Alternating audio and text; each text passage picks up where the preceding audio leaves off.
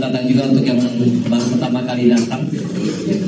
Yang dari yang pagi-pagi sudah datang.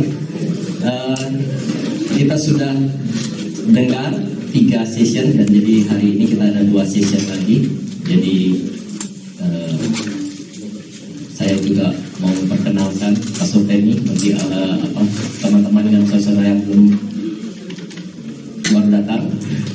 Pastor Teni, silakan berdiri, Tony. Ya. Pastor Teni dari ICC Philadelphia. Mereka datang hari Kamis dan puji Tuhan Pastor Teni bersedia untuk mengisi acara kita semua, bukan suatu kebetulan. Dan Pastor Teni juga sudah lama pernah datang ke gereja, mungkin orang-orang yang angkatan 1980 pernah mendengar beliau mengadakan KKR waktu itu di ICC di Petrolia. Waktu saya mengajak Pastor Teni ke gereja, wah saya pernah di gedung ini. Ya, jadi antara tahun 2000 sampai 2005 atau 2007 Pastor Teni juga tak ingat gitu. Saya persilakan Pastor Teni. Terima kasih Pastor Teni, melanjutkan session kita. Selamat pagi Bapak Ibu Saudara-saudara semua. Sudah cukup ini kan kuat, segar. Biasanya memang kita kan malam kemarin adalah malam terakhir, bukan malam terakhir, cuma 1 malam. Jadi biasanya di semua retreat seperti ini malam terakhir itu merupakan kesempatan kita mengumbar semua rasa kangen kita. Jadi kita bisa ngobrol sampai malam.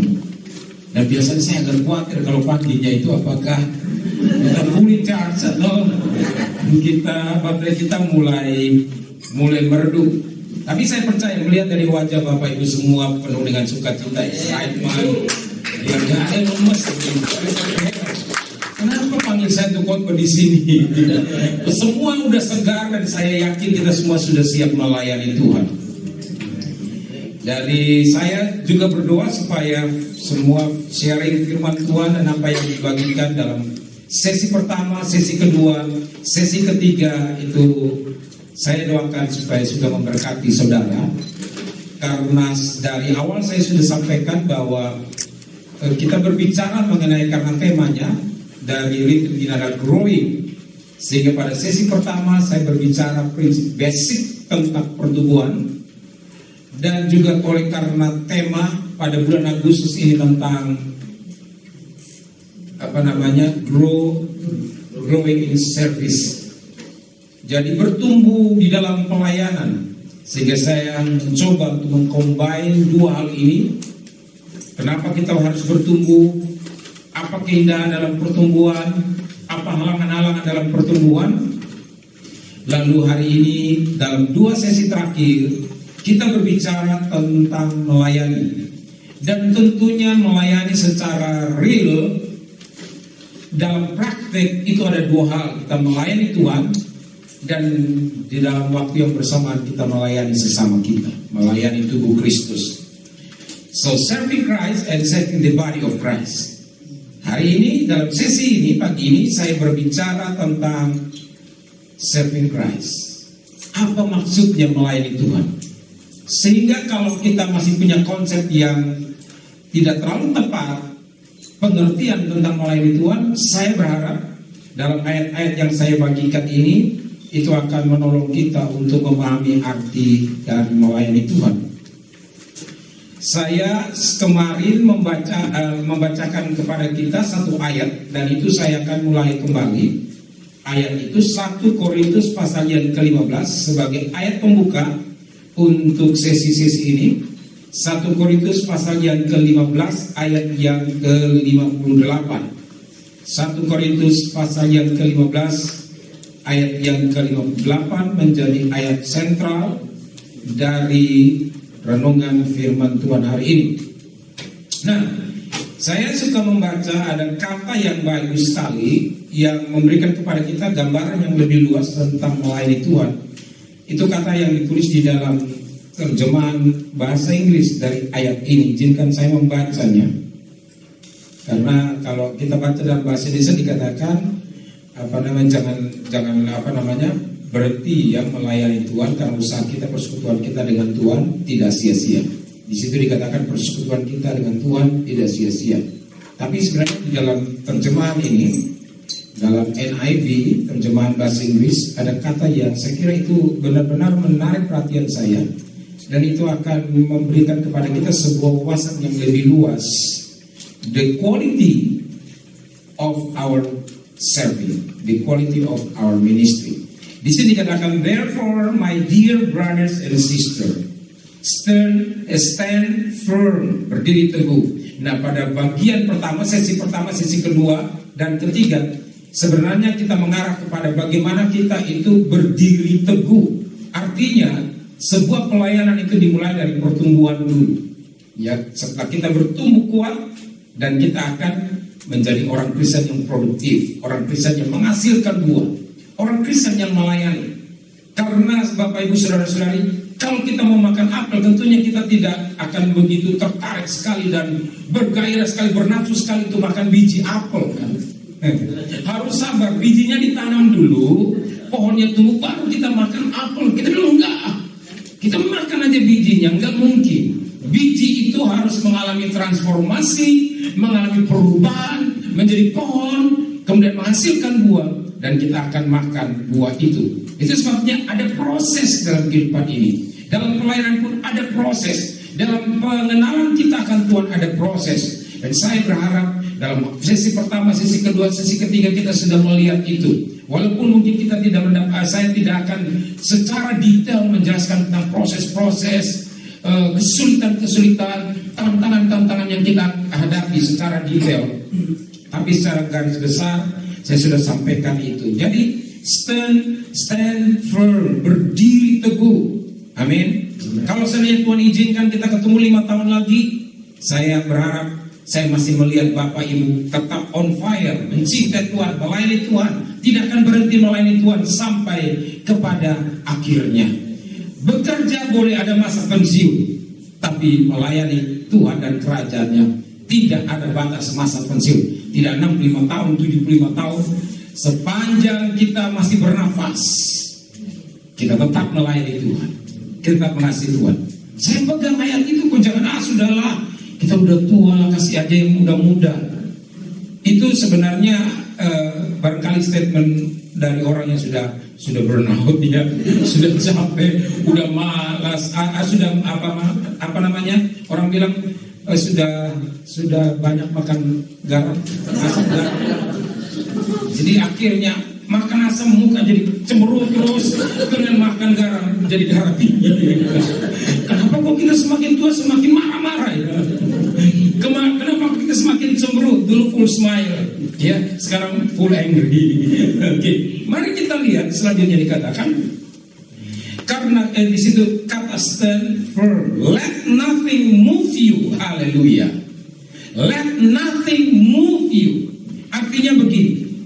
Ingat sesi ketiga, kalau kita mau bertumbuh, jangan biarkan situasi kita, orang-orang sekitar kita, persoalan kita menghalangi kita atau mengatakan kita untuk berhenti. Komitmen kita untuk melayani itu tidak ditentukan oleh lingkungan kita, because we are not victim of our circumstances, but we are a history maker, orang yang membawa impact. Bukan jadi korban dari situasi. Ya, kenapa nggak ke gereja? Habis pendeta saya begini. Akhirnya kita merasa kita jadi korban dari perlakuan seseorang yang mungkin lebih rohani dari kita, yang kita rasa tidak pas. Kenapa kita mesti berhenti dalam melayani? Kita juga harus menjadi influencer. Bukan artinya besok ini kita mulai punya akun YouTube, ya. Iya. Ya, mereka influencer, kita lah sebenarnya influencer di YouTube kerajaan sorga. Amin. Kita mempengaruhi dunia bukan hanya dengan kata-kata kita, tetapi dengan senyum kita, dengan perbuatan kita, dengan pelayanan kita. Nah, itu sebabnya jangan kita mempersempit arti pelayanan. Tapi Pak, kita udah tua, nggak kuat angkat-angkat lagi. Pelayanan itu bukan cuma angkat-angkat. Itu sebabnya kita mau bicara tentang serving God. It's not talking about works. Bukan hanya berbicara seluruhnya tentang kerja dan kerja. Haleluya, saya berharap saya bisa menyampaikan ini dengan lengkap. Kalau sesi yang ini belum, nanti saya tambahkan di sesi terakhir. Sambung menyambung menjadi satu, itulah Indonesia. Oke? 1 Korintus ayat yang ke-15 ini ayat favorit saya setelah Tuhan panggil saya untuk melayani. Let nothing move you. Sakit hati, let nothing move you. Amin. Nggak ada uang juga, let nothing move you. Amin. Amin. Agak sedikit encok, let nothing move you. Sakit perut, let nothing move you. Pokoknya tidak ada yang bisa menghalangi kita. Betul kan? Pada waktu masa pacaran kita jatuh cinta. Gunung pun kuda hutan pun lautan pun seberang. Jauh, gak ada apa. Saya ingat pada waktu saya masih baru mulai pacaran sama yang sekarang menjadi istri saya, mantan pacar saya ini. Itu saya sekolah di Dallas. Saya sekolah di Dallas, belajar teologi ya. Waduh, saudara tahu waktu itu belum ada WhatsApp, belum ada informasi seperti begini. Jadi saya ingat begitu selesai sekolah, hitung-hitung biaya telepon. Ini telepon saudaraku. Dulu kita bilang apa? International calling, bukan interlokal lagi, itu international calling. Waduh, susah sekali. Jadi saya harus nebeng ke teman saya sekamar, dan dia untung orang yang mengerti. Dan bayarnya waktu saya pulang ke Indonesia. Lihat, wah kaget luar biasa. Tapi pada waktu telepon saya nggak lihat harganya dulu. Masalah harga belakang, yang penting cinta berjalan. Betul kan? Kita nggak pernah peduli soal itu, Bapak Ibu saudara-saudara. Waduh, lihat-lihat, hitung, ini jam berapa di sana, jam berapa di sana.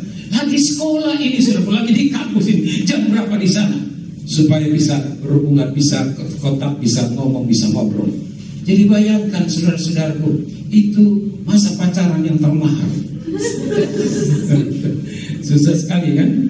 Tapi ya ternyata memang ayat ini berkata semua usahamu dan pekerjaanmu tidak sia-sia. Demikian juga terjadi dengan Tuhan. Iya, orang bilang there is a will, there is a way.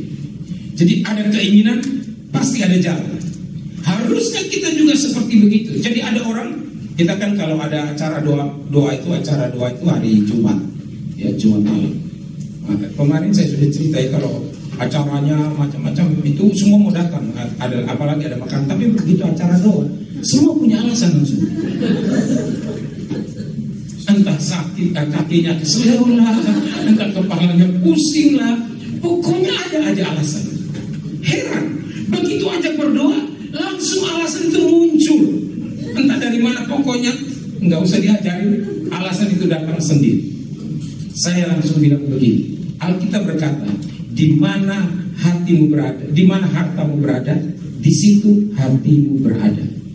Nah, saya mau ambil, kadang-kadang orang khotbah ini melihat dari segi jasmani kan, harta. Tapi saya balik, kalau harta kita Yesus Kristus, di mana harta kita berada, di situ hati kita berada. Jadi gak ada alasan saudara-saudaraku. Aduh, orang kalau lagi pacaran biar seleo juga, bagaimana cara untuk ketemu. Tapi kenapa kok enggak? Ada orang bilang lanjutkan episode berikut cerita.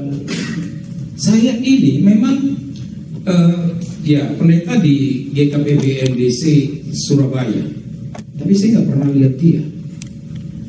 Jarang lihat dia. Makanya saya bilang dulu saya melayani, Tuhan suruh jangan lihat kiri kan, lihat ke atas kan.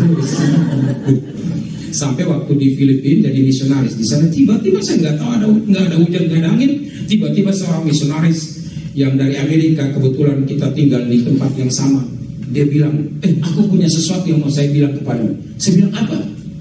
Saya tanya dia apa? Tuhan bilang, katanya dia. Entah dia bilang atau Tuhan bilang, pokoknya dia bilang. Kamu sudah lama melihat ke atas, dan sekarang saatnya untuk kamu melihat ke kiri dan ke kanan. Kok saya pergi dalam nama Yesus, ini pasti dari setan. Karena aku lagi fokus untuk melayani Tuhan. Tapi saya doa, lihat kiri dan kanan, tetapi walaupun wanita-wanita Filipina cantik-cantik juga, tapi kok gak seru gitu loh. Gak tertarik sama sekali. Karena hati fokus melayani Tuhan, melayani Tuhan, melayani Tuhan. Sampai waktu terjadi KKR itu sekitar di sini ada kegerakan Allah di Toronto Blessing itu. Nah kita juga ada kegerakan Tuhan yang besar juga waktu itu di Surabaya, di Indonesia. Jadi saya khotbah dari kota ke kota. Nah pada waktu itu harus khotbah di konvensi NDC yang dilakukan di Lipo Cikarang. Dia hadir juga. Tapi dia hadir bukan karena tahu ada pendeta Teni Landena yang lain. Heran katanya dia baca poster ada pendeta dari Afrika. Betul kan? Saya juga nggak tahu begitu dia cerita begitu. Loh, begitu dia masuk ke ruangan. Jadi itu memang konvensi. Orang-orang luar juga kalau malam begitu seperti jam sekarang ini semua boleh ikut. Jadi banyak orang ikut hadir di sebuah hotel di situ penuh. Lalu dia datang, loh, kok katanya pendeta dari Afrika? Ya hitamnya sama, saudara-saudara. Nah, di situ saudara-saudara, saya khotbah, saya nggak lihat kiri kanan, saudara-saudara. Saya khotbah apa yang Tuhan taruh di hati saya khotbah. Pokoknya saudaraku, saya mau beritahu, kalau kita melayani Tuhan itu Tuhan ingat kasih kita reward juga gitu. Ya jadi jangan khawatir, tapi nggak usah melayani karena mau dapat reward itu. Melayani dengan sepenuh hati.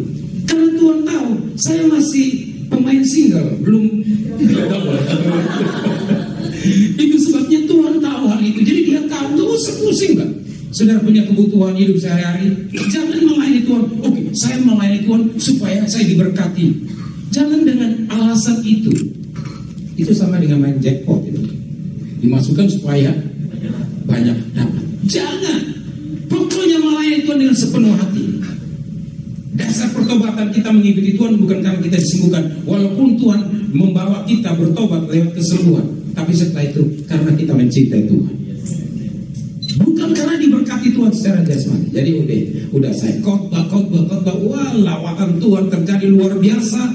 Dan biasanya selesai namanya penginjil ya selesai khotbah lantas altar call, siapa yang mau didoakan maju ke depan. Dan di antara orang-orang maju ke depan ada seorang wanita yang maju ke depan juga dan dia berdiri persis di depan saya. Bukan di depan, maksudnya bukan di depan baris di depan, tapi ya, lihat lurus itu persis di depan, jadi bukan kiri kanan. Saya buka mata pasti lihat dia. Gitu. Saudara-saudaraku, saya kemudian tiba-tiba kok ada suara berkata dia akan jadi istri. Wah, nggak karuan ini pikiran. Tapi akhirnya saya thinking dalam nama Yesus segala serangan-serangan setan aku tolak. Kenapa ada distraction begini Tuhan? Ini mau melayani.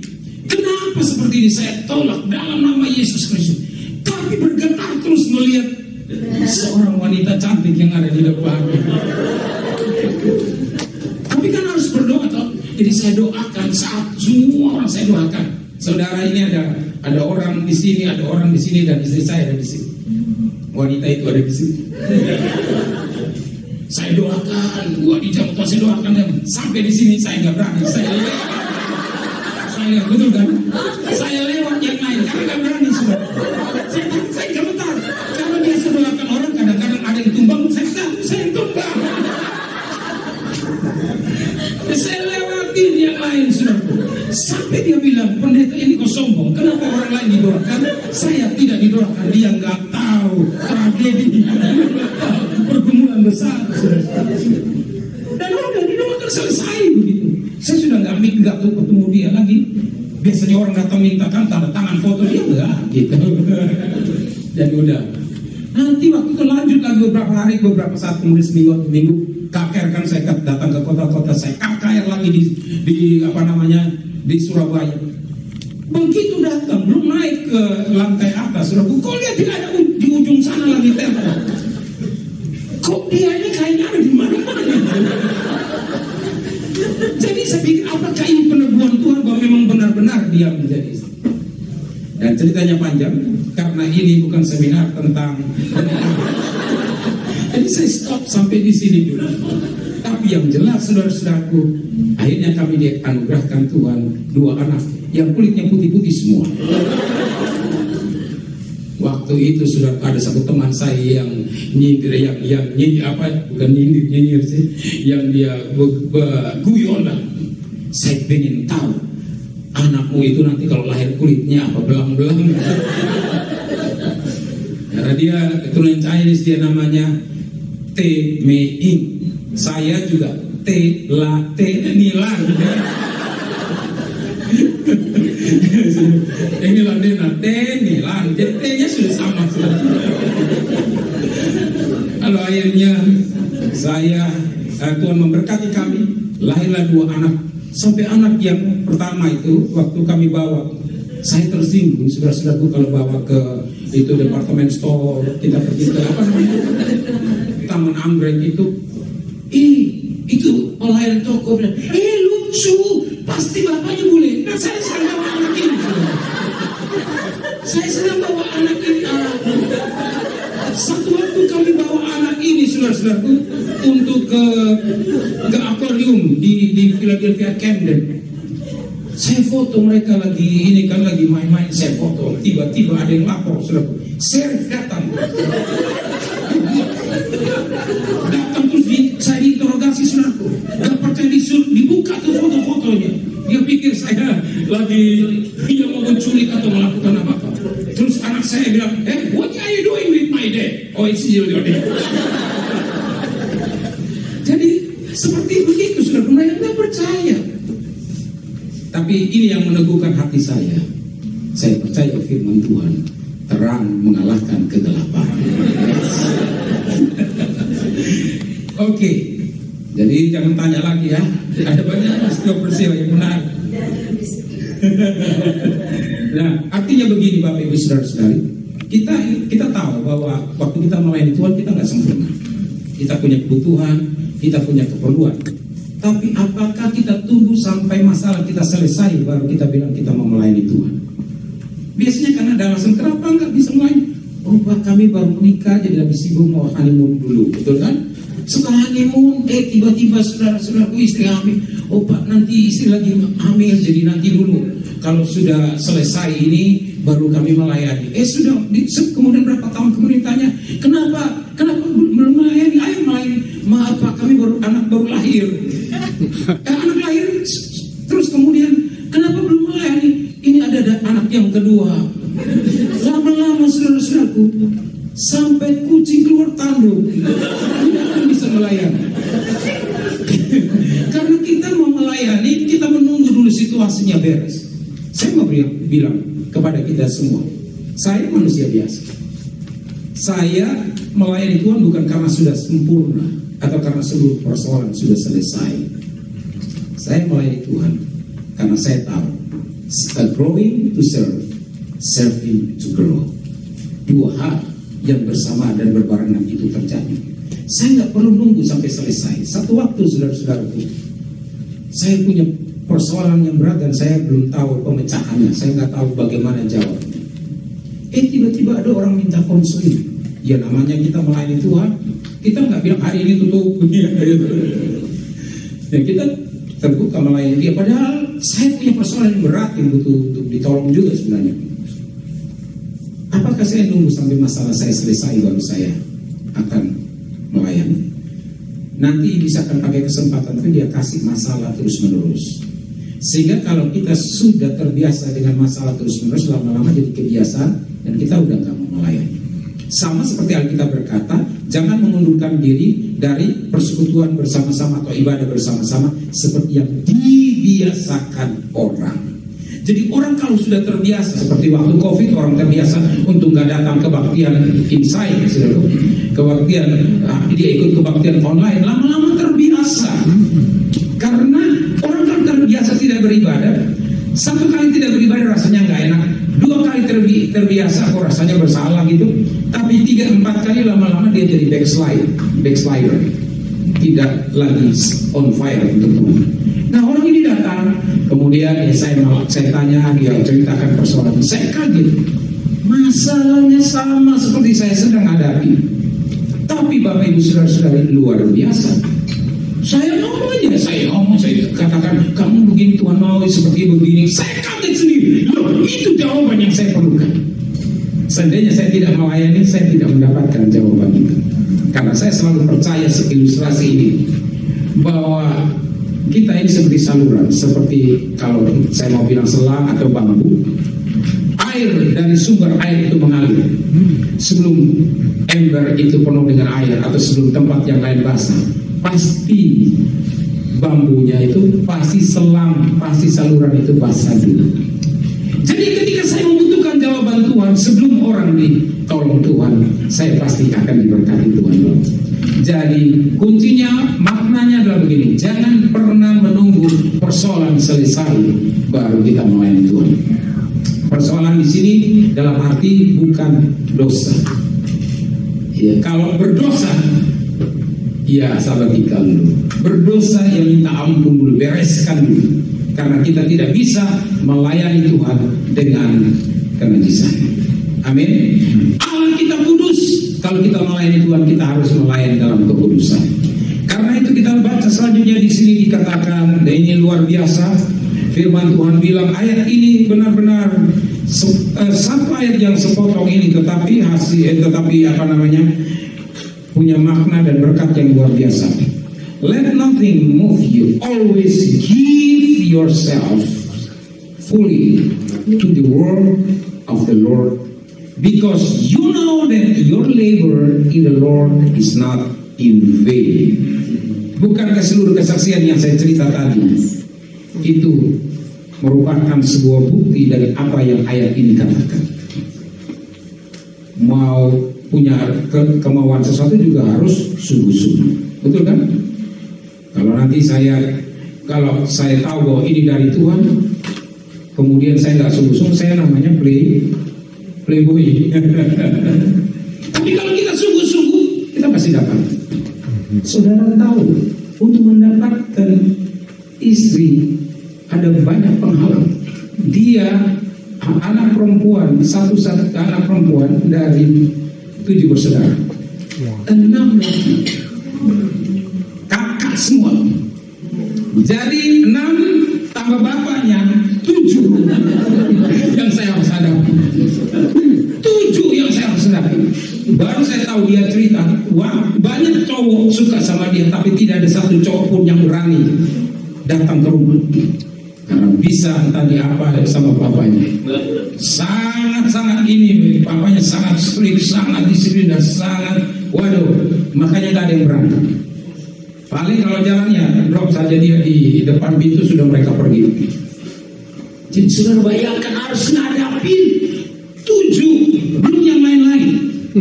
Belum mungkin keluarga-keluarga dia yang lain, saya nggak tahu saudara. Tapi ya udah. Karena saya itu ceritanya panjang, tapi saya orangnya kan to the point. Sudah bilang kan tidak banyak basa-basi. Kalau ngomong sama dia to the point. Waktu saya ngomong tentang perasaan kepada dia, saya waktu itu akan KKR di Ambon. Lalu kemudian ini anak-anak muda drop saya ke airport, dia ikut juga. Entah dia sudah terdengar hatinya, saya juga nggak tahu. Dia ikut juga. Dan saya mau ngomong waktu itu, saya bilang tunggu kapan lagi. Saya itu orang yang tidak pernah membuang-buang kesempatan. Karena orang yang berhasil, supaya membuktikan, orang yang berhasil bukan karena orang yang pintar, tapi orang yang bisa dengan cepat menggunakan kesempatan. Banyak orang pintar nggak berhasil karena kesempatan terbuang percuma. Jadi itu pendapat saya. Ini kesempatan sudah datang untuk antar saya. Lalu saya akan terbang ke Ambon, khotbah di sana, KKR di sana. Nah, waktu mas menunggu dipanggil untuk flight, kami makan dulu tuh ada satu restoran di airport. Saya bilang sama anak-anak muda yang lain, kalian di meja sana saja. Saya sama phone ini di sini. Ya. Anak-anak muda pikirannya positif karena dia tahu saya waktu itu jadi pastor, ya kasih konseling, jadi pikir ini ada masalah, ini pasti kasih konseling. Jadi akhirnya konseling saya ngomong terus terang. Saya bilang, sorry kita udah dewasa, saya bilang gitu. Tapi itu antara di hati saya suka kamu. Wah, saudara, saya terus terang, tapi saya bilang, bahasa rohaninya kan, doa dulu lah kamu. Untuk menenangkan dia supaya dia jangan grogi lalu pingsan di situ.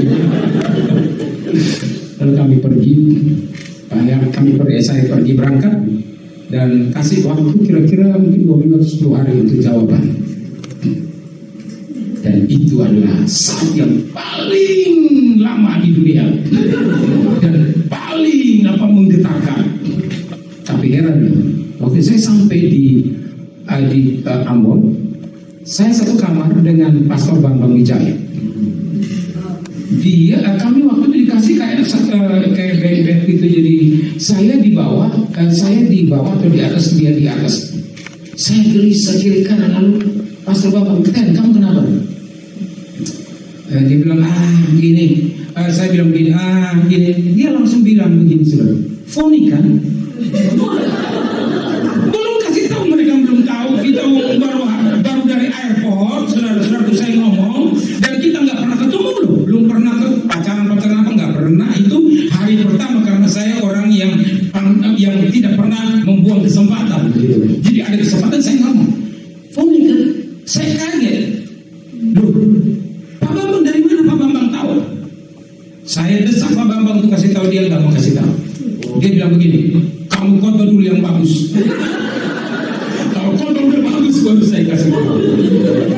Itu dia saudara-saudara. Itu tantangan luar biasa Bapak Ibu Saudara. Dan sampai saya harus menghadapi orang tuanya itu ceritanya begini. Saya kan lagi kerja di gereja itu, di kantor saya. Tiba-tiba dia datang juga, kita ketemu. Lalu kemudian Bapak Ibu Saudara-saudari, tiba-tiba saya tuh entah dia nyanyi atau saya nyanyi. Bapakku rindu bertemu muka dengan muka. Kaget saudara. Ternyata memang hari itu akan bertemu muka dengan bapaknya. Jadi sorenya kan ada latihan. Ya namanya udah punya hati, jadi cari kesempatan lah begitu. Saya jemput kamu ya untuk latihan. Iya kan? Latih auto kamu ini apa? Oh ada yuk. Oh ada yuk itu kan untuk drama. Jadi saya jemput aja. Saya jemput perjalanan menuju ke rumahnya. Ternyata bapaknya tuh tinggal ada satu rumah sendiri dekat situ. Tapi hari itu jam yang sama kok bisa datang ke rumah di mana dia tinggal. Wah dia udah bingung. Hubungi saya nggak bisa, maksudnya jangan datang. Bapaknya ini artinya Firaun ada. Jangan datang, kamu bisa dicincang, kamu bisa dihabisin. Waduh dia takut. Saya bilang tenang, dia udah gelisah setengah mati. Jadi saya lihat waktu saya parkir mobil di depan rumah dia sudah bingung, sudah bingung. Saya kan apa sih? Terus saya datang ketemu dia. Bapak saya ada di dalam, bapak saya di dalam. Oh iya saya masuk. Loh gimana saya? Serahkan saja sama saya. Kamu perkenalkan saya bahwa ini Teddy Landena. Sebelumnya itu dia memang udah cerita kepada papanya bahwa tentang hubungan kami gitu. Saya datang. Selamat sore Om. Kan si Om belum boleh papa. Selamat sore Om. Saya tanya, kemudian dia bilang begini. Oh selamat sore. Dia belum mengerti itu istilahnya. Belum mengerti. Selamat sore. Tahu-tahu dia kamu Teddy ya? Wah langsung ABC begini. Papa tidak setuju macam-macam Om. Bukan Papa Om tidak setuju. Hari ini juga putus. Kamu harus kenalkan. Saya bilang Om, saya pendeta. Saya nggak mau bohong. Kalau hari ini saya bilang putus, ternyata saya masih hubungan dengan anak Om. Karena Om bilang ini pendeta kok pembohong. Jadi gimana? Begini, saya tahu Om, saya tahu bahwa dia ini adalah dari Tuhan buat saya. Wah, papanya langsung gugur. Hei, saya ini papanya. Kalau Tuhan bilang sama kamu, Tuhan harus bilang dulu sama papanya. Benar nggak? Tapi kalau disertai Tuhan memang dikasih pikiran untuk jawab. Saya bilang, betul Om. Saya bilang, itu bisa cepat aja dapat jawaban. Betul Om. Kalau begitu jangan larang kami. Tapi berdoa supaya Tuhan bilang sama Om. Langsung bilang, kamu memang pintar ngomong, sudah dia terserah kamu. Oke, saya tidak lanjutkan lagi karena ini bukan season kedua dari. Tapi Tapi akhirnya kami boleh disetujui. Jadi waktu itu karena dia tidak mau dia tidak setuju, kami tidak mau dulu cepat-cepat untuk menikah. Bahkan saya bilang, kita kan sudah besar, menikah saja. Istri saya dia bilang begini, kamu hamba Tuhan, kamu harus punya iman. Kalau memang ini dari Tuhan, pasti Tuhan akan bikin hati papa setuju. Jadi ya udah, kami biasa saja, nggak terlalu ini lagi. Nanti setelah itu beberapa lama kemudian, tahu apa dia bilang, mana Teni itu, saya sudah setuju kok, tidak minta-minta juga. Dia bilang begitu, saya bilang benar. Langsung saudara, hari itu saya orang yang menghargai kesempatan. Kesempatan dibuang-buang karena manusia bisa berubah pikiran. Saya langsung telepon Pak Andreas Nawawi. Pak, itu dia di Jakarta. Tolong Pak, datang juga sekarang ke Surabaya untuk masuk minta. Ya akhirnya Pak Andreas, saudaraku, dia dalam kesibukan yang luar biasa, dia datang, saudara-saudaraku. Itu sebabnya saya juga tidak melupakan jasanya. Dia datang dan kemudian sudah keluarga semua sudah kumpul dan dia ngomong. Pak Andreas itu orangnya tegas dan pintar ngomong, saudara-saudaraku, dan jadi saya andalkan dia begitu mau ngomong. Tapi waktu itu ketemu papanya, Om nggak berani ngomong karena tahu kan papanya udah begini. Dia pernah ada senyum tuh nggak ada. Langsung papanya bilang, sudah nggak usah banyak ngomong, nikah gitu. Itulah saudaraku, Tuhan campur tangan luar biasa. Oke, banyak sekali saudara-saudaraku, tetapi nanti kan tidak selesai ini juga. Jadi saya cuma mau menceritakan karena kadang-kadang hal praktikal ini akan membuka pikiran kita untuk mengerti firman Tuhan ini. Jadi saya sangat setuju dengan firman Tuhan ini, luar biasa. Dikatakan ini sebagai ayat sandaran kita atau ayat sentral kita untuk penjelasan selanjutnya dari serving God atau serving to grow, growing to serve. Saudara, banyak orang percaya, banyak orang dalam kerajaan surga yang saya sebut menganggur. Banyak orang yang di dalam gereja yang menganggur dalam kerajaan Allah. Banyak orang Kristen ada di dalam gereja, tapi saya sebut mereka pengangguran kerajaan Allah. Karena survei nasional yang dilakukan oleh Gallup di Amerika mendapatkan bahwa 10% anggota gereja yang aktif melayani secara pribadi. Hanya 10% anggota gereja yang melayani secara aktif. Kalau di sini sudah 100%. Tapi pada umumnya di gereja-gereja di berbagai tempat itu hanya 10% yang aktif. Lalu yang lain 50% tidak tertarik untuk melayani. 50%. Dan 40% tertarik untuk melayani, tetapi tidak pernah diminta untuk melayani, atau tidak tahu bagaimana cara melayani. Mau kepengen itu ada 40% yang kepengen melayani tapi nggak tahu.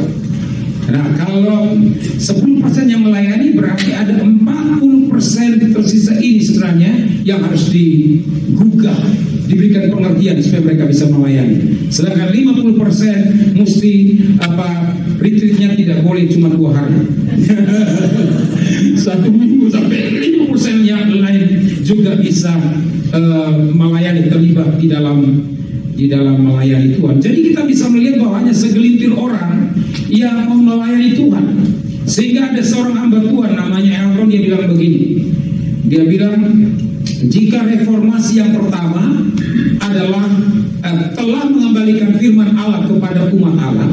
Kita tahu ya, Martin Luther yang bapak reformasi mengembalikan semua firman Tuhan yang waktu itu disembunyikan. Orang-orang awam tidak boleh baca Alkitab, sehingga Martin Luther dia perlu bersembunyi untuk membaca Alkitab. Dia bersembunyi di balik selimutnya itu tengah malam dengan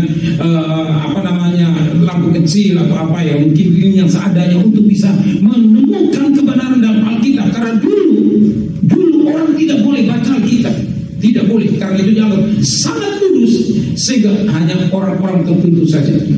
Tapi Martin Luther dia heran, karena pada waktu untuk orang pada waktu itu dia melihat untuk orang mendapatkan keselamatan, mereka harus memberikan uang beli keselamatan. Jadi disediakan disediakan kotak-kotak di tengah kota itu, dan kemudian setelah ditaruh beberapa tempat untuk mengisi uang. Jadi kalau saudara mau masuk surga, saudara bawa uang, cemplungkan, begitu bunyi cemplung, itu artinya jiwa saudara langsung masuk ke surga. Lama-lama biaya yang dibutuhkan untuk perang, salib dan perang segala macam saudara, dan kebutuhan itu belum cukup saudara-saudara, ditambah lagi. Bukan cuma jiwa saudara, saudara juga bisa mencemplungkan uang untuk menyelamatkan jiwa orang yang lain. Jadi oma, opa, kakak atau kenalan yang sudah meninggal, kita nggak tahu dia masuk di mana begitu, ditaruhlah duit. Cemplung gitu kan, dulu bukan uang kertas kan, itu seperti koin-koin dimasukin. Waktu bunyi maka jiwanya pindah dari neraka datang ke surga. Kemudian si Martin Luther merasa ini nggak benar ini. Aku harus ini nggak benar. Masa untuk menemukan keselamatan orang harus bayar? Apakah keselamatan itu usaha manusia? Lalu dia menemukan kebenaran firman. Singkat kata, dia menemukan begitu banyak ayat dan dia tempelkan semua untuk bisa dibaca oleh banyak orang. Jadi apa yang saya bilang tadi, hamba Tuhan ini dia bilang begini. Dia bilang bahwa kalau yang pertama itu adalah mengembalikan firman Allah kepada umat Allah, dan dia katakan kita sekarang memerlukan reformasi kedua. Reformasi pertama membawakan firman Allah kepada umat Allah. Sekarang kita memerlukan reformasi kedua, yaitu mengembalikan pekerjaan Allah kepada umat Allah. Dan saudara-saudaraku, melayani Tuhan dalam cara yang dia inginkan, saudara-saudara, adalah kunci pertumbuhan rohani. Kita bisa catat baik-baik. Serving God in the way He wants is a key to a spiritual growth. Ini kunci. Jadi kenapa kita disuruh untuk melayani Tuhan? Karena melayani Tuhan, catat baik-baik, bukan sekedar melayani Tuhan, tapi melayani Tuhan dengan cara yang Tuhan kehendaki. Kemarin saya sudah berikan ilustrasi, bukan melakukan yang baik-baik saja, tapi melakukan yang berkenan. Melayani Tuhan dengan cara yang berkenan adalah kunci bagi pertumbuhan kita. Karena itu saudara, mari kita lihat apa kata Alkitab tentang melayani Tuhan, bagaimana kita melayani Tuhan. Tadi sudah dijelaskan, saya cuma menekankan kembali. Give yourself fully to the work of the Lord. Berikan dirimu secara penuh kepada Tuhan dengan hati yang sungguh-sungguh. Kalau lebih tegas lagi saya katakan, kita ini semua harus totally sold out for Jesus. Karena Yesus juga menyerahkan seluruh hidupnya secara penuh buat dia, buat kita semua. Amin. Pada waktu Yesus mati di kayu salib kan dia dibilang, sorry ya, hari ini saya mati untuk tanganmu dulu diselamatkan. Enggak, dia nggak kasih uang muka dulu, tapi dia bayar lunas. Dia tebus secara lunas. Kalau kita berutang kan kita bilang sorry, kita nggak punya cukup duit, aku bayar dulu ya sekian persen, nanti lanjut bulan depan. Bayangkan kalau Yesus menebus kita dengan cara pembayaran secara cicilan. Hari ini dicicil kaki dulu, besok tangan, lusa mata kita. Sampai kapan? Tapi kita mengucap syukur sekali saja. Dia bilang langsung, dia proklamirkan, it is accomplished. It is finished. Di atas kayu salib dia berkata, it is finished, artinya nggak ada cicilan. Semua sudah dibayar penuh. Jadi kita semua ini harus juga totally sold out untuk Yesus Kristus. Saya tidak pernah diajarkan tentang pelayanan, tetapi ketika Tuhan menjamah saya dan Tuhan memberikan saya kesembuhan, lalu Tuhan bawa saya dalam pelayanan, di situ saya makin mengerti betapa kasih Tuhan yang besar itu. Makanya Bapak Ibu Saudara-saudari, di dalam Alkitab kita mendengar cerita ada orang yang berhutang lebih banyak dengan ada orang yang berhutang kurang banyak. Saudara-saudaraku, ternyata yang lebih berterima kasih adalah orang yang hutangnya banyak. Saya mau katakan terus terang, kadang-kadang orang-orang yang bertobat bukan dari Kristen, saudara-saudaraku, orang-orang yang bertobat dari agama seberang, saudara-saudaraku, ketika mereka bertobat, wow, semangatnya mereka, keberaniannya mereka untuk memberitakan kasih Kristus lebih hebat dari kita. Kita kalah. Kesetiaan mereka, saudara-saudaraku, kenapa? Mereka sadar bahwa dulu mereka dibodohi, mereka buta, mereka tidak mengenal Tuhan, mereka harus binasa, tetapi Tuhan menyelamatkan mereka dengan kasih yang besar, sehingga mereka sekarang mau mengembalikan segala hormat kemuliaan bagi nama Tuhan. Itu sebabnya Bapak Ibu Saudara-saudara, setelah Tuhan menyelamatkan Setelah Tuhan memberikan saya pengharapan yang baru, saya melayani Tuhan dengan sekuat tenaga. Dan saudara tahu apa? Sampai saat ini, apa yang saya lakukan, saya merasa belum cukup untuk membalaskan. Dengan apakah cukup? Saya nggak tahu lanjutannya. Banyak lalu itu berkata dengan apakah membalaskan kasih? Dengan apa? Dengan persembahan kita, dengan perpuluhan kita, dengan tenaga kita, enggak cukup. Karena itu disebut keselamatan itu anugerah, Bapak Ibu Saudara-saudari. Kalau saudara ulang tahun saya kasih hadiah itu bukan karena saudara nggak bisa beli hadiah itu, saudara bisa. Tapi yang namanya anugerah, presiden menganugerahkan bintang apalah, Mahaputra atau apalah segala macam, itu artinya saudara-saudara, itu nilainya sangat tinggi. Itu tidak tergantikan dengan uang. Itu disebut grace. Grace adalah sebuah anugerah yang diberikan kepada kita, hadiah besar yang diberikan kepada kita karena kita tidak sanggup untuk dan tidak bisa untuk membelinya, sekalipun kita mengumpulkan uang kita seluruh dunia ini. Itu sebabnya kita berkata bagaimana Tuhan menghargai satu jiwa, dikatakan betapa berharganya satu jiwa. Apa gunanya jiwa kita binasa? Apa gunanya harta kita seluruh dunia kalau jiwa kita binasa? Amin. Apa pentingnya? Itu yang menyebabkan saya sering kali setelah dipanggil Tuhan, melayani Tuhan, tersungkur di bawah kakinya, entah siang atau malam, dan saya angkat tangan, saya katakan, Tuhan terima kasih. Kalau Tuhan tidak menolong saya, hari ini mungkin saya masih berada di penjara. Karena teman-teman sama-sama saya yang besar di tempat saya, yang seusia saya, besar bersama-sama di lingkungan saya, pada masuk penjara. Ada yang 15 tahun, ada yang 20 tahun karena bunuh orang. Sebab apa? Jual obat. Diketahui, lalu kayaknya mereka takut orang ini, dia laporkan ini ke yang berwajib, kemudian orang ini dihabiskan. Waktu dihabiskan, waktu dibunuh, saudara-saudaraku, ternyata ada orang yang lagi pacaran di situ. Dia kok ada kejadian itu dan dilaporkan, dan akhirnya mereka masuk ke penjara. Padahal pada waktu sebelum masuk penjara, saudara-saudaraku, saya waktu itu masih tinggal di Kupang. Saya sudah waktu itu, setelah itu saya bertobat, ya sudah saya bertobat. Kemudian saya menginjil, melayani Tuhan. Mereka sudah ngeledek saya. Iya, kalau saya jalan gitu diejek begitu, bukan? Halo pendeta, gitu. Saya masih muda, 13 tahun. Halo pendeta. Saya bawa Alkitab, diledek-ledekin seperti itu, mungkin mengejek-ejek gitu. Tenang aja, kalau orang ngejek begitu, sudah terus takut. Dia tanya, halo pendeta, saya jawab, halo jemaat. Halo gembala, halo domba. Tapi saudara-saudaraku, mereka mengejek saya, saudara-saudaraku, kalau sampaikan firman Tuhan, dikata-katanya enggak. Tapi akhirnya mereka masuk penjara. Dan waktu saya tahu mereka masuk penjara, waktu itu memang sudah cukup lama ya. Waktu itu sudah sekolah di kuliah di Surabaya, tapi kesempatan setelah ke Kupang, saya datang kunjungi mereka di penjara, melayani mereka untuk mereka bisa kembali kepada Tuhan.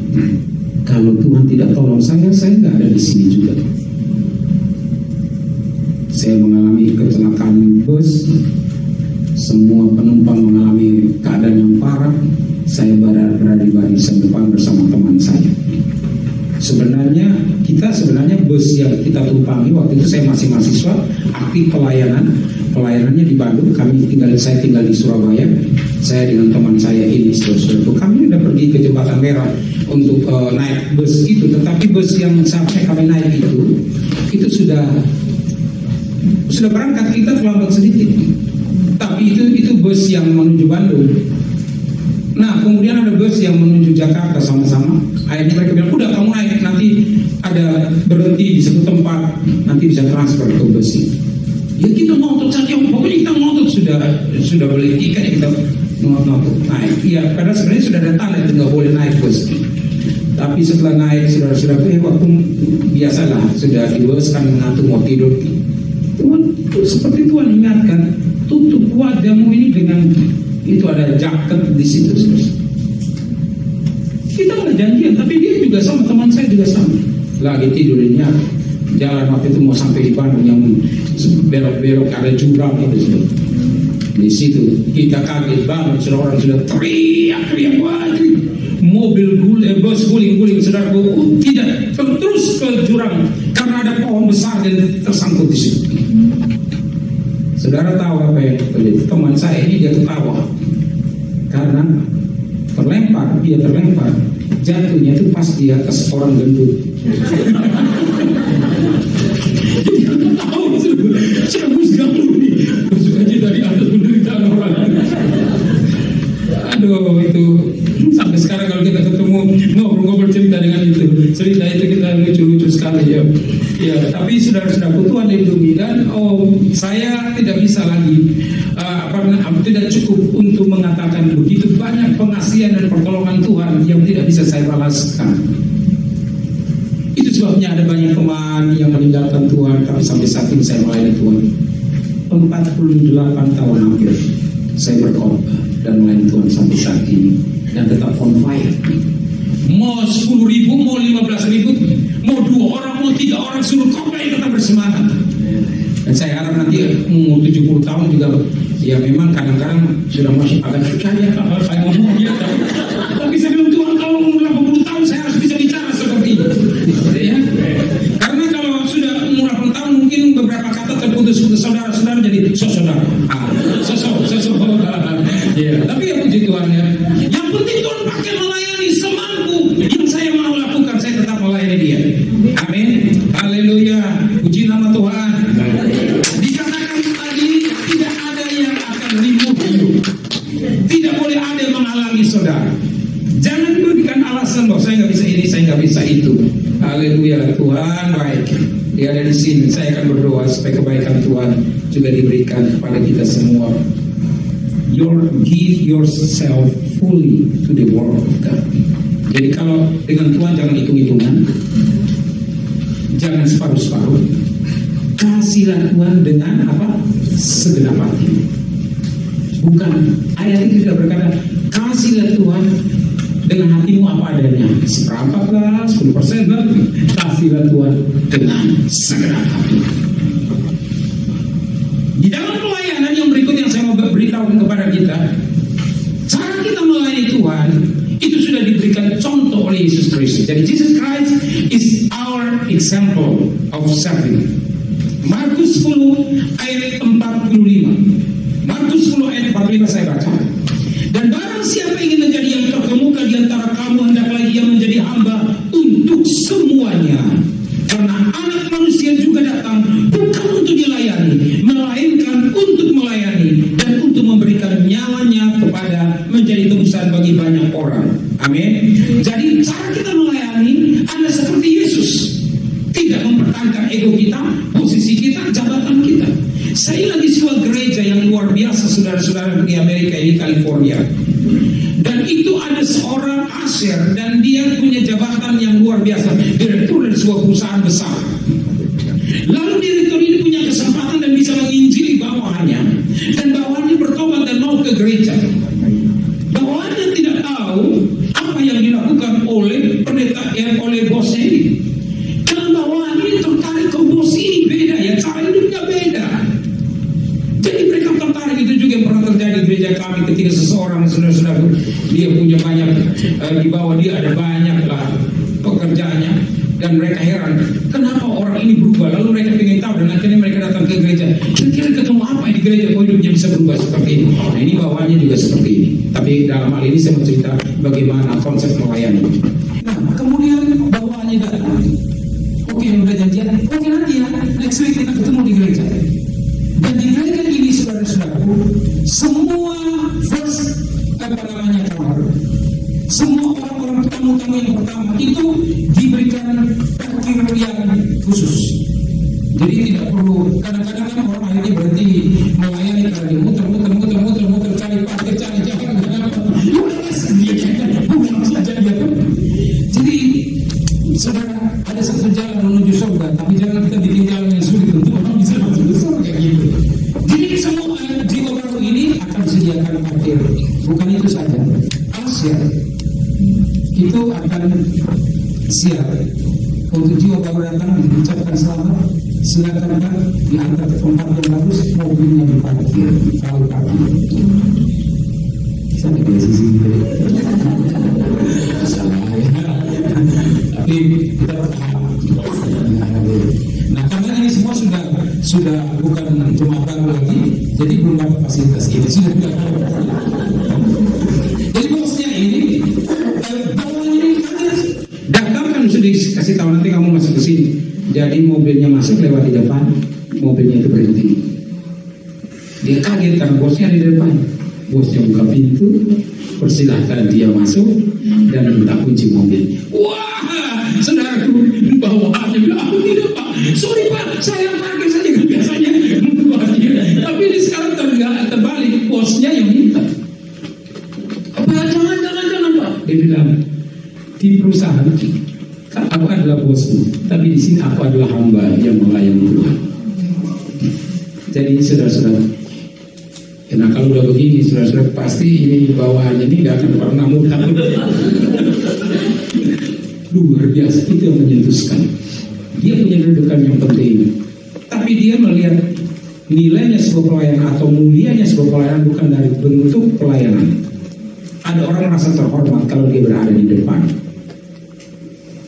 Tetapi saudara-saudara, ada orang yang bilang, saya nggak mau tampil di depan, saya cuma pendoa syafaat saja. Siapa ya seorang pengkhotbah hebat yang luar biasa lupa itu, legendaris juga, yang dia rasa luar biasa karena khotbah ribuan orang bertobat saudara-saudara. Tapi kemudian dia ditegur Tuhan karena waktu dia jalan dia dengar ada seorang ibu yang doa dan namanya dia disebut, dan Tuhan bilang, kamu tahu nggak bahwa upahmu itu tidak lebih besar dari ibu ini lebih besar. Kamu pikir kamu khotbah orang bertobat banyak itu karena kamu enggak, ini doa dari seorang ibu tua ini. Jadi orang melihat di dalam kerajaan surga itu pekerjaan itu tidak orang yang di depan itu yang hebat, tapi ada yang tidak terlihat. Apalagi yang suka masak-masak di belakang itu. Saudara kasihan itu. Bayangkan kakinya udah sedikit encok nih, dia tahan aja. Sakit gigi dia pun bersenyum aja gitu. Amin. Itu luar biasa kan, kita menghargai seperti itu. Dan Tuhan memberkati, Tuhan menolong dia. Nah ini prinsip bagaimana kita melayani Tuhan berdasarkan pola dari Yesus Kristus yang Yesus tunjukkan kepada kita. Sampai saya berapa menit lagi? Masih berapa menit? Saya akan stay kepada waktu. Tapi kalau saudara tidak kasih tahu saya, ya itu bukan salah saya. 35 menit. Oke. I promise, saya berjanji untuk menyelesaikan tanpa harus membuang ke sesi terakhir. Baik Bapak Ibu Saudara-saudari, yang kedua tadi saya bilang apa? Semua mengikuti pola Kristus, Yesus Kristus. Nah dalam Yohanes ini tidak usah dibuka. Dalam Yohanes 13 ayat 2 sampai yang kelima, itu menceritakan bagaimana Yesus mencuci kaki murid-muridnya. Murid-muridnya bilang jangan, kami tidak layak, kamilah yang harus mencuci kaki Yesus. Tapi Yesus bilang, ayatnya berkata dia datang untuk melayani dan bukan untuk dilayani, bukan. Kalau kita sudah posisi hebat, kita minta dilayani terus. Ya, tetapi ini yang terjadi saudara-saudara, karena begini, tradisi Yahudi, kalau ada tamu yang datang, maka harus ada hamba atau istri dari host itu yang akan membasuh kaki mereka, karena perjalanannya melewati mungkin padang gurun dan banyak debu, jadi kakinya harus dicuci, tanda orang itu diterima dan tanda penghormatan. Dan ini yang Yesus tunjukkan. Apa yang kita belajar dari sini? Siapakah Yesus Kristus? Dia adalah the Son of God, Putra Allah, Raja segala raja, Putra kerajaan Allah. Artinya, dengar baik-baik, dia harus mengalami royal treatment.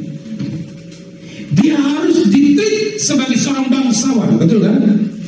Tetapi tidak demikian, Bapak Ibu Saudara-saudari. Alkitab mengatakan dia merendahkan dirinya, mengosongkan dirinya, mengambil rupa seorang, bukan lagi seorang manusia, tetapi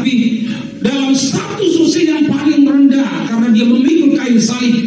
Itu status yang paling rendah. Ketika orang melihat ada orang pikul kayu salib, mereka tahu bahwa ini orang paling jelek, paling jahat. Saudara, dia mau merendahkan statusnya serendah-rendahnya di titik yang paling rendah untuk mengangkat kita yang sudah hancur oleh karena dosa pada posisi yang mulia. Dan itu dia tunjukkan, Bapak Ibu Saudara-saudara. Dia harusnya bisa mengalami royal treatment. Karena saudara, pekerjaan mencuci kaki itu bukan the best job in the house. Dengar baik-baik, itu bukan pekerjaan terbaik di dalam rumah. Tetapi dia seharusnya mengalami treatment sebagai seorang bangsawan. Karena dia ada son of God. Tapi dia kosongkan dirinya. Dan dia mau rela mengambil pekerjaan yang paling bawah ini, saudara-saudaraku, mencuci kaki murid-murid. Ya, kadang-kadang di sini ada persoalan-persoalannya, mungkin Pak Liu masih tahu ada orang praktek untuk cuci kaki begitu. Kalau saya sih ya oke saja kalau mau praktek untuk cuci kaki, menunjukkan kerendahan hati Bapak Ibu Saudara-saudara. Tetapi saya tidak ingin hanya semacam simbol-simbol. Ya, ada pertemuan, terakhir mari kita saling merendahkan diri, kita cuci kaki. Jadi biasa saya akan mengalami itu, ada persekutuan atau retreat terakhir, ayo kita cuci kaki. Ya oke saja, tapi saya merasa jangan lakukan segala sesuatu hanya sebagai simbol. Tapi lebih baik adalah bagaimana kita benar-benar menunjukkan sikap rendah hati kita. Saudara, sewaktu saya masih dalam usia muda itu harus melayani di Jakarta. Dan itu betul semua yang besar sekali, orang penuh sekali, karena mereka dengar ada seorang penginjil cilik berkhotbah di situ, jadi penuh lah.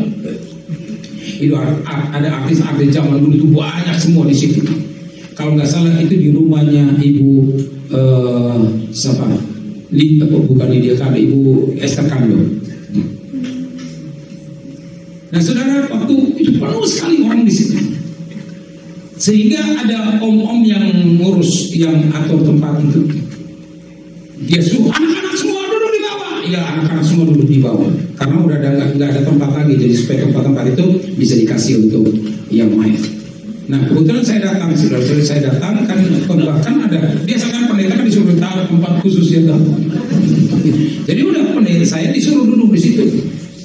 Nah, ini bapak-bapak ini nggak tahu, dia datang dekat saya. Anak kecil duduk di bawah. Ya udah, ini om. Tamunya udah serah om, saya duduk di bawah. Nah, ada lagi yang lain yang tadi bawa saya untuk datang. Loh, kenapa kamu duduk di bawah? Duduk di atas, duduk di atas. Udah, nggak apa-apa, saya di situ duduk di atas. Ya udah, saya duduk di atas. Ibu om ini nggak tahu keliling kemana mah dia datang dia. Anak-anak bandel suruh duduk di bawah, naik lagi ke atas. Saya duduk lagi di bawah. Lama-lama dipinggul begini kan saya sembunyi aja. Dan dia nggak tahu kalau saya khotbah. Habis itu saudara-saudaraku, saat ini mari kita akan mendengar khotbah yang disampaikan oleh adik kecil kita ini, Eni Landela dari Kupang, orang Timur. Cabai rawit kata dia mereka. Lalu saya maju ke depan, wah, om itu takut. Bukan takut, merasa bersalah, saudara. Percaya atau tidak, believe or not, waktu tantang bertobat dia yang maju pertama kali. Haleluya. Itu juga terjadi di Kalimantan, bikin kakek di Kalimantan. Saya dijemput, tapi itu saya sudah lebih besar, 13 tahun mungkin, sudah 18 tahun lah. Saya pergi ke Kalimantan, dijemput dari airport. Orangnya bilang begini, sebelum dibawa saya di tempat penginapan, kita lihat sebentar ya persiapan panitia di GOR itu. Oke, saya bilang oke.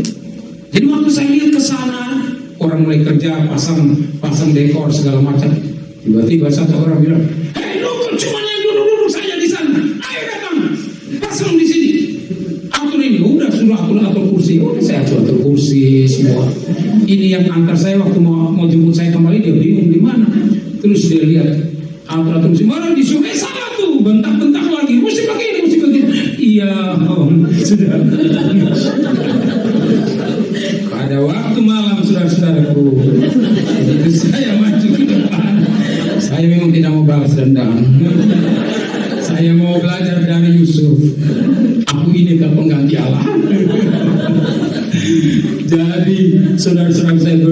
di depan yang mulai berkhotbah itu orang ketakutan setengah mati. Habis khotbah, sorry ya, saya nggak tahu kalau kamu pendetanya, kalau kamu nggak apa-apa, saya bilang udah biasa. Saya diundang lagi ke Filipina khotbah, 1 jam saya nunggu di airport sampai dari penuh orang sampai sepi. Oh saudara, waktu itu kalau di airport Manila, satu yang berangkat ke Filipina satu kampung itu ngantar gitu. Tapi waktu itu sampai begitu banyak orang di airport itu sampai nggak ada orang. Jadi saya bingung nih siapa yang jemput saya. Yang jemput saya juga bingung karena tinggal saya dan dia. Tinggal saya dan dia. Baru dia bilang, ayo Landen aja. Ya saya bilang kamu yang mau jemput saya. Ya dari tadi kan kita lihat. Ya maaf, saya pikir Penny Landena itu perempuan. Tapi apapun yang kita diperlakukan seperti apapun, tetap sukacita melayani Tuhan. Sebab aku datang untuk melayani, bukan untuk dilayani. Saya mau kok saudara-saudaraku, apalagi di Philadelphia, udah biasa, cuma dia buang sampah sembarangan sampai di depan mereka. Kadang-kadang nggak ada ya, hati mereka nggak tertutup juga gitu.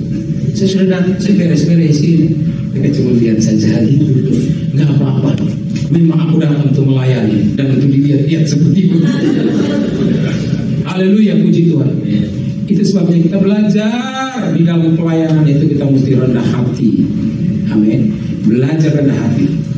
Kenapa? Ada orang tadi bertanya, cerita dong gimana kamu ke Philadelphia. Pokoknya saya bilang begini, Bapak Ibu, saya sudah bilang, kalau doakan saya jangan Tuhan pakai Penny Landen menjadi hamba yang hebat, hamba Tuhan yang luar biasa, jangan. Nanti saya luar biasa terus besar kepala, jatuh dalam dosa, saya akan protes sama Tuhan. Bukan salah saya, itu mereka yang doakan itu. Tapi doakanlah Tuhan, jadikan hambamu ini menjadi hamba yang berkenan kepadamu. Itu tujuannya. Jadi Bapak Ibu saudara-saudari dibawa ke sana. Pada waktu itu belum ada media sosial seperti begini, sehingga orang sudah tidak lagi tahu Penny Landen itu mana. Tapi itu baik buat saya karena waktunya Tuhan. Saya bilang Tuhan pakai itu momentum, ada waktunya. Jadi Tuhan bawa saudara-saudara supaya dibawa ketemu orang-orang yang saya kan bisa lihat kalau khotbah tiap hari Minggu. Waktu ada pertama kali saya khotbah di jemaat, aduh, dalam muslim-muslim semua tidur semua karena mereka kerja setengah mati. Saudara-saudara kerjanya kan berat juga toh. Jadi datang itu hanya cuma untuk khotbah melihat orang lagi tidur semua. Kalau di sini saya kasih cerita lucu, saudara masih bisa melek dan saya katakan itu cerita lucu mereka. Tetap bisa menikmati tidur indahnya mereka. Bukan itu lagi saudara-saudara. Waktu khotbah ada yang nggak setuju dia teriak-teriak aja di belakang. Dia jawab saja. Kemudian mau ngomong aja. Nah saya itu kan biasanya suka mengusir orang itu dari kebaktian. Dulu khotbah saya ya agak mirip-mirip lagu kali itu kantong kalau segentong kalau khotbah orang nggak serius saya juga gitu dulu saudara-saudara. Ada firman Tuhan jangan begitu, jadi orang langsung mungkin tersinggung sakit hati, urusannya nanti Tuhan bekerja dan zaman dia. Karena saya nggak suka kalau orang tidak menghargai firman Tuhan. Tapi yang ini saudara-saudara, kita ngomong seperti itu dilawan.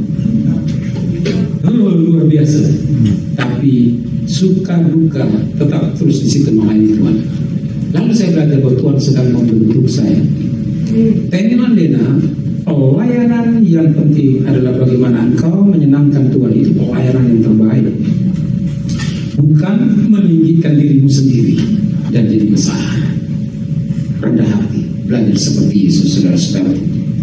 Haleluya. Ketika kita mempertimbangkan kenapa kita melayani, why should we serve God? Kenapa kok saya harus melayani Tuhan? Jawabannya gampang. 1 Samuel pasal 12 ayat yang ke-24 berkata, hanya takutlah akan Tuhan dan setialah beribadah kepadanya dengan segenap hatimu, sebab ketahuilah betapa besarnya hal-hal yang dilakukannya di antara kamu. Amin. But be sure to fear the Lord and serve Him faithfully with all of your heart. Consider what great things He has done for you. Memang Tuhan akan melakukan hal yang besar bagi kita. Tapi bagaimana? Kenapa kita harus melayani Tuhan? Sebenarnya itu bukan karena Tuhan akan melakukan hal yang besar buat kita. Amin. Kalau sudah melayani Tuhan, Tuhan pasti akan melakukan hal paling besar buat saudara, percaya. Jadi nggak usah hitung-hitung, itu udah tanggung jawabnya Tuhan. Tuhan tahu apa yang terbaik bagi dia. Tetapi begini, ketika kita mempertimbangkan segala sesuatu yang telah diciptakan untuk kita, amin, keindahan lingkungan sekitar kita, penyediaan bagi tubuh dan jiwa kita, semuanya saudara-saudaraku, termasuk berkat, jabatan, posisi, tadinya kita bukan apa-apa, terus Tuhan angkat. Tadinya kita hampir mati, saudara-saudaraku, terus Tuhan hidupkan kembali. Ada seseorang bos juga, artinya dia punya bawahan-bawahannya, saudara, yang ajak dia ke gereja. Dia nggak mau ke gereja karena dia bilang, lu ke gereja tapi kere, lebih kaya saya daripada lu. Tapi nggak tahu, satu waktu kemudian dia datang ke gereja. Dia datang ke gereja, saudara-saudaraku, dengan sikap yang sombong dan duduk pada bagian yang belakang. Maaf, saya nggak singgung, duduk pada bagian yang belakang. Saya cuma cerita apa adanya. Duduk pada bagian yang belakang, saudara-saudaraku, dan dia begini. Khotbah gak bergeming juga, saudara-saudara. Tetapi sebenarnya dia udah dijamah Tuhan. Entah kali kedua atau kali ketiga gitu baru dia datang dan minta didoakan. Tapi waktu dia datang pertama, itu firman Tuhan sudah kenal. Dia bilang, wah ini khotbah bukan buat siapa, ini buat saya. Karena waktu itu khotbah saya tentang orang yang merendahkan hati, jangan sombong, karena Allah akan. Luar biasa. Ternyata tiba-tiba kena cancer. Nangis-nangis kan, bingung, panik, minta didoakan. Kita ada doa Jumat malam, saya doakan buat dia. Juga saya ke rumah dia, tapi Jumat malam dan doakan dia. Dan saya bilang, mujizat terjadi, kamu sembuh. Saudara-saudaraku, dia pulang, dia pergi diperiksa, ternyata total sembuh. Langsung dia bilang, Pak, bikin sel grup di rumah saya. Dan sekarang dia setia, dia merendahkan hati untuk melayani Tuhan. Ketika kita mengingat, ada sebuah lagi yang bilang, when I remember the love of God, ketika kita ingat kasih Tuhan, kita tidak akan mundur lagi. Kita tidak akan mundur lagi. Kenapa saya harus mundur? Keterlaluan kalau saya mundur dari Tuhan. Karena Tuhan sudah berkorban begitu banyak buat saya. Ketika kita melihat segala sesuatu yang Tuhan berikan, nafas yang Tuhan berikan bagi kita hari ini, istri, anak, mungkin cucu-cucu yang luar biasa, yang kita tidak anggap bahwa mereka akan juga bisa mendapatkan pendidikan tinggi yang bagus.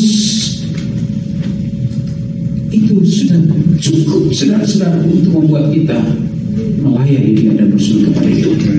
Tapi more than that, lebih dari itu semua, ada sakti yang lebih luar biasa.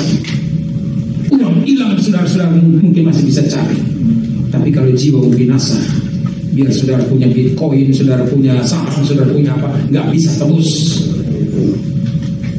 Dan itu yang membuat saya jatuh cinta sama Tuhan, karena Dia sudah mencintai saya lebih dulu. Why should we serve God? Karena kasihnya, karena cinta, karena pertolongannya, saudara-saudara. Ada seorang yang pergi ke warung makan, dia nggak punya apa-apa sih. Dia punya duit hanya cuma mau beli air, mau beli minum saja. Dia masuk ke warung itu dan dia bilang, boleh nggak saya pesan minum? Lalu dikasih minumannya. Ada orang makan di meja yang lain, makanannya tidak dihabiskan. Dan pelayannya lagi ke belakang, orang ini pelan-pelan, saudara-saudaraku, melihat itu, lihat kiri kanan. Sayang dia dalam hati, gue ini lapar sekali, nggak punya uang untuk beli makan, kok ini makanan yang begini banyak dibiarkan gitu aja, ditinggalin begitu saja. Jadi dia mau mengambil makanan sisa ini untuk dia makan. Begitu dia mau ngambil, pelayan datang, atau bukan pelayan, yang punya restoran datang. Jangan, kamu duduk aja kembali di sana. Kamu duduk sana. Lalu pelayan ini mengambil makanan yang terbaik, dimasakin makanan yang terbaik dan disediakan kepada. Saudara, apa yang dilakukan oleh orang ini langsung nangis, saudara-saudara. Dia bilang, kamu jangan makan seperti ini, kamu makan yang terbaik. Dan waktu setelah selesai makan, orang itu tidak berhenti juga bersujud, terima kasih, sampai berlutut, saudaraku, berlutut di depan pemilik restoran ini. Pemilik restoran ini, jangan, sudah selayaknya kita harus menolong satu dengan yang lain, karena aku pernah merasakan bagaimana nggak punya duit. Lalu ditolong orang ini. Tapi orang ini nggak mau pulang juga, saudara-saudara. Dia bilang, izinkan aku untuk cuci piring-piring yang ada ini semua. Dan dia terpaksa dipaksa udah dikasih nyuci piring semua. Jadi reaksi orang ini melayani karena dia tahu bahwa dia sudah menerima belas kasihan dan pertolongan. Dan harusnya pada waktu kita melayani, kita tidak mempersoalkan posisi pelayanan, jabatan, dan kita tidak berkelahi oleh karena itu mencari jabatan, tapi kita bilang apa saja aku mau melayani karena aku sudah ditebus oleh darah yang mahal oleh Tuhan kita Yesus Kristus. Haleluya. Bapak Ibu saudara-saudari, saya pikir apa yang saya mau katakan kepada kita bahwa pada waktu kita melayani, pelayanan kepada Tuhan, pelayanan apa? Terakhir saya tutup, pelayanan apa yang diterima oleh Tuhan? Saya ulangi lagi, itu ayatnya 1 Petrus pasal 4 ayat 11. Itu tentang pelayanan, tidak usah dibaca saja. Tapi ini yang saya mau bilang, pelayanan yang acceptable service to God, it is not about our works, but always about our Lord and what He has done for us. Pelayanan yang diterima oleh Tuhan dan berkenan kepada Tuhan itu tidak bicara tentang apa yang kita kerjakan, tapi semuanya berhubungan dengan siapa Tuhan itu dan apa yang Dia lakukan bagi kita. Amin. Setuju kan? Itu sebabnya ada sebuah lagu yang berkata, it's all about you, it's all about you. Ada satu lagi yang berkata, Tuhan, aku berterima kasih ini bukan karena perbuatanmu, bukan karena apa yang kau lakukan, tetapi siapakah engkau. Itu lebih bagus lagi, saudara. Worship is about our response to who He is, not what He has done. Praise is about what He has done. Jadi apa beda pujian penyembahan? Penyembahan itu sudah tahu, kadang-kadang di gereja orang nggak mengerti, disuruh nyanyi lagu penyembahan, dia nyanyi lagu lama, dia nyanyi lagu yang lambat. Lagu slow itu belum tentu lagu penyembahan. Lagu penyembahan itu sudah tidak berbicara kepada kita. Jadi kalau saya bilang ada orang mulai ciptakan lagu, jangan ini lagu ini belum lagu penyembahan. Tapi ini kan lagunya bagus, betul itu lagu rohani, tapi belum lagu penyembahan. Kita datang hari ini itu worship. Ada lagu pujian, ada lagu pengajaran boleh, tapi juga perlu ada lagu penyembahan. Yaitu tentang semua tentang Tuhan, tidak berkata ketika aku datang dalam kesesakan, tolonglah hidupku, baru kemudian ku puji engkau, ku sembah engkau. Itu masih campur baur. It's about me. Tapi kalau lagu penyembahan, I worship you, Almighty God, atau kita katakan I love you, I love you, I love you, semua sudah tentang Tuhan, bukan tentang saya lagi. Jadi jangan tulis kesesakanlah, kesempitanlah, sesak lagi sampai super neraka, kamu asmaya. Tapi tentang Tuhan. Amin. It's not about me, but it's all about God, about Dia. Itulah pelayanan yang berkenan kepada Tuhan, yang diterima oleh Tuhan, bukan tentang kita, bukan tentang siapa kita, tapi tentang Tuhan. Kemudian yang terakhir, kita perlu tahu bahwa memang dalam melayani itu tantangannya luar biasa. Pelayanan itu membutuhkan sacrifice. Yesus datang ke dunia, Dia memberikan dirinya. Itu nanti juga akan saya lanjutkan di sesi berikut tentang 4 prinsip yang Yesus ajarkan sebelum Dia mati tentang prinsip pelayanan. Tapi kita mengerti bahwa kalau sebuah pohon itu, sebuah biji itu mau berbuah dan punya buah yang banyak, Alkitab berkata dia harus jatuh ke tanah. Kalau tidak jatuh ke tanah, dia hanya 1 biji saja. Kita akan jelaskan nanti pada sesi berikut. Artinya saya mau bilang kepada kita bahwa kita bisa bertumbuh kalau ada sacrifice, membiarkan 1 biji itu mati di dalam tanah. Dan kalau kita melayani kita masih muncul, sampai pelayanan berkelahi, tanya siapa lu, siapa gue. Saya tak tahu, tapi saya anak Tuhan, kamu tak tahu anak siapa. Dan berkelahi saudara-saudaraku, kedagingannya belum mati. Amin. Kita juga bersaksi tidak besarkan nama kita, tapi kita besarkan nama Tuhan. Kesaksian yang memuliakan Tuhan, kesaksian yang benar adalah kesaksian yang memuliakan Tuhan. Kita mati dari ego kita mati dari kedagingan kita, supaya Tuhan dipermuliakan. Nah ini kan berat enggak? Barang siapa mau mendapatkan nyawanya, dia harus kehilangan nyawanya. Berat. Artinya rela melepaskan. Berat. Itu sebabnya saya tutup dengan kalimat ini. The strength to serve comes from what God provides. Kekuatan dalam melayani datangnya dari apa yang Tuhan berikan, sediakan bagi kita. Kalau Dia panggil kita, Dia akan menyediakan segala sesuatu bagi kita. Dia panggil kita, Dia akan memberikan kekuatan kepada kita. Jadi pelayanan itu karena kekuatan Tuhan. Dan kalau kita masih tersinggung, dalam pelayanan masih tersinggung, ini satu kebenaran yang perlu kita dengar baik-baik sebelum saya akhiri. Kalau kita pelayanan masih ngomel, masih tersinggung, masih marah, masih persoalkan macam-macam, sorry to say, itu berarti kita masih melayani diri kita sendiri. Betul. Amin. Tapi kita kalau melayani untuk Tuhan, pasti kita nggak perlu tersinggung karena itu Tuhan. Amin. Saya senang sekali kalau betul. Haleluya. Saya setuju. Karena dulu saya juga nggak ngerti melayani itu seperti apa. Kenapa saya tersinggung? Berarti buat diri saya dong. Kalau kita kecewa, kita merasa berat, kita masih berarti kita masih melayani diri kita sendiri. Tapi kalau kita melayani Tuhan, kita tidak akan bersungut-sungut, kita tidak akan berkelahi, kita tidak akan cemburu, kita tidak akan sakit hati, kita tidak akan terluka, tidak kepahitan. Saudara-saudara meninggalkan gereja bertahun-tahun, muncul sekali, setelah itu tidak ada lagi. Tapi kita melayani Tuhan, kita mengasihi Tuhan, itu yang penting.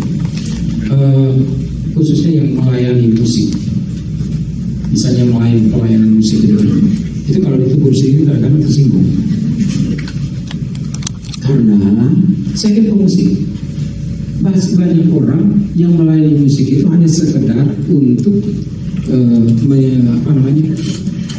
ya bukan entertainment saja, tapi karena kita musisi ya, kalau disuruh main kan senang. Jadi hanya untuk melampiaskan hobi kita. Sehingga kalau ada sesuatu yang salah, kita tersinggung, kita sakit hati, ditegur, kita nggak mau. Jadi saya bilang, kadang-kadang kalau orang bikin konser musik, ya untuk tangan saya bilang, ini tepuk tangan untuk Tuhan, ini konser rohani, atau untuk pemain. Lalu para pemain musik turun, dia datang, dia tanya begini, gimana permainan saya? Gimana? Lalu saya tanya, berarti tadi itu kamu main untuk dirimu sendiri atau untuk Tuhan? Sekali lagi itu salah satu bagian kecil, tapi saya mau bilang, kita melayani untuk Tuhan supaya kita tidak tersinggung, supaya kita tidak jadi kecewa, supaya kita tidak putus asa, supaya kita tidak berkelahi satu dengan yang lain. Kalau masih itu terjadi, berarti kita tidak pernah melayani Tuhan. Kita melayani diri kita sendiri, melayani ego kita, melayani organisasi. Makanya beberapa hari yang lalu saya bilang kepada Pak Liu, jangan menggunakan orang untuk membangun pelayanan, tapi gunakanlah pelayanan untuk membangun orang. Saya yang sakit hati karena melayani, kok disuruh-suruh, kok nggak dihargai. Sakit hati sekarang sudah nggak sakit hati lagi. Haleluya. Masih ada jus apple yang manis dan minum yang segar. Lupakanlah semuanya. Karena apa? Sekarang aku tahu bahwa aku melayani Engkau Tuhan. Mari kita berdiri di hadapan Tuhan. Kita mau berdoa. Haleluya, haleluya. Terima kasih. Tuhan itu cukup bagi kita. Boleh nggak saya mainkan ini dengan tangan kanan saja, nggak apa-apa, supaya ada ramai sedikit. Dibunyikan sedikit, bisa masuk, bisa Pak? Haleluya. Haleluya. Kami datang kepada-Mu ya Tuhan, karena kami mengasihi Engkau ya Bapa. Christ is enough for me. Christ is enough for me. Everything I need is in you. Everything I need.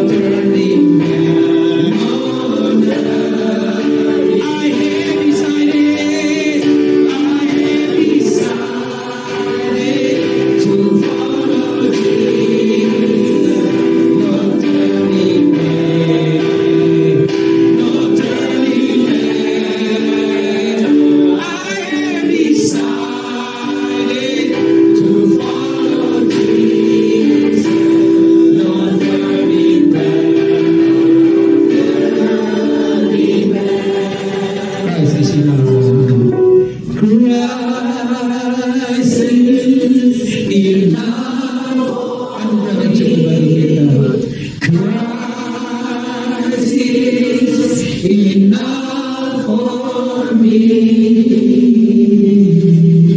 Everything I need is in you. Yes, God. Everything I need. Ku mau cinta Yesus selamanya. Ku mau cinta Yesus selamanya. Mari kita serahkan hati kita kepada Tuhan, dedikasikan diri.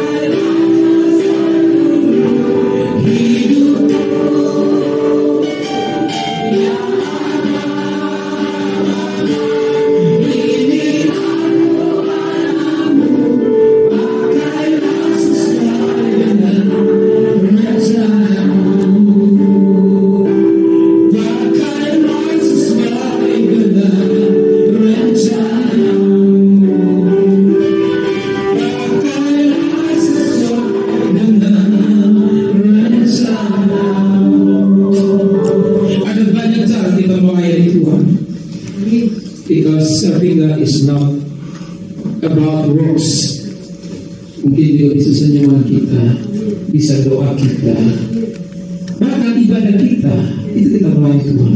Menolong orang lain di sekitar kita, itu ibadah kita, itu serving kita kepada Tuhan. Tetapi biarlah Tuhan menjadikan kita hari ini tidak menjadi orang yang cuma egosentris, orang yang berpusat pada diri sendiri.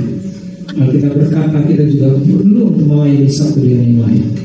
Dan kalau kita belum melayani Tuhan, mari kita ambil keputusan aku melayani Tuhan. Karena melayani itu membuat kita bertumbuh, dan ketika kita bertumbuh itu untuk kita melayani Tuhan. Tuhan Yesus, hamba sudah selesai berbicara. Dengan semua kesaksian-kesaksian dan hal-hal yang terjadi dalam hidup ini, kami belajar bagaimana kami perlu untuk mengerti apa arti melayani Tuhan. Biar kami melayani untuk Tuhan dan bukan untuk diri kami. Kami melayani karena Tuhan dan bukan karena yang lain. Tuhan, kami tidak melayani diri kami tidak bukan datang untuk melayani organisasi atau melayani diri kami, tapi kami melayani Tuhan, sehingga kami tidak perlu sakit hati, putus asa, kecewa, mundur dari pelayanan ini. Karena Engkau Tuhan akan melakukan great things untuk segala sesuatu yang kami lakukan. Sebab itu firman jelas berkata, usaha dan persekutuanmu dengan Tuhan tidak akan sia-sia. Terima kasih Bapak, aku memberkati setiap jemaat Tuhan di sini dengan berkat Tuhan yang melimpah-limpah. di dalam nama Tuhan Yesus Kristus.